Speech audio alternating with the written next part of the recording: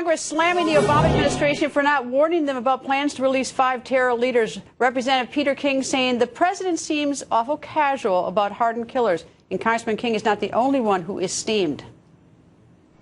The transfers went ahead with no consultation, totally not following the law. I believe he bypassed Congress because this was done for political reasons. What the president decided to do is ignore a process that's been in place to keep us all safe. When the opportunity presented itself and we could successfully recover him, we acted quickly to do so. We should have been consulted, that the law should have been followed. And Representative Peter King joins us. Good evening, sir. Good evening, Greta. Sir, the law's pretty clear, 30 days. I understand emergencies could arise where you can't do the 30 days, but you can pick up the phone and at least give a heads up, 5 minutes before or anything. What is the explanation that you have that they didn't comply with the 30 days? Well, in this case, because he was dealing with the military, he could claim that as commander-in-chief, his constitutional power as commander-in-chief would supersede a statute. The Constitution trumps it. Whether or not that's true or accurate, the courts can decide that. Excuse me, Greta. But the fact is that he had the obligation, whether it's legal or not, to contact the leaders of the intelligence committees, the leaders of the House and the Senate, because to have any kind of a dealing at all, I don't know of any president, and I've been in Congress 22 years now, who at a moment involving national security did not contact the House leadership and the Senate leadership.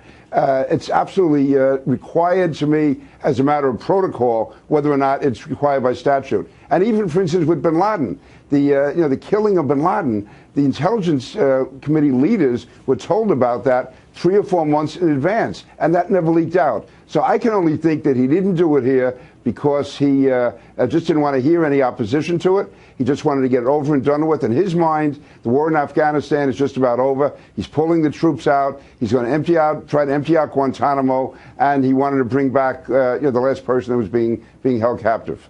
Well, there were a lot of people who were opposed to it, even members of Congress. They may not want to go back, but that's what Senator Lindsey Graham says, and we have another congresswoman joining us.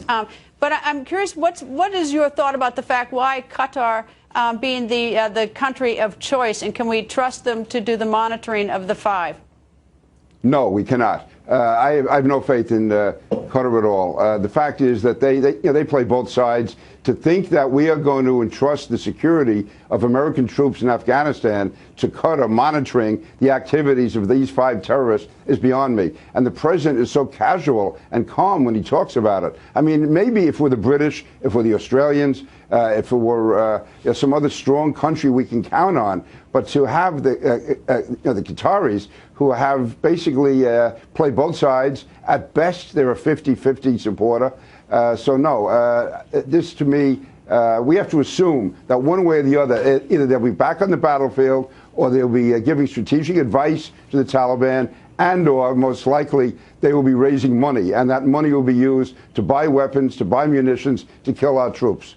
And we're standing by for Senator Chambliss, who's in a classified briefing about it right now on Capitol Hill. He's going to be joining us soon. We'll learn a little bit more about what the White House is saying in just moments. But, Representative, thank you, sir. Greta, thank you very much.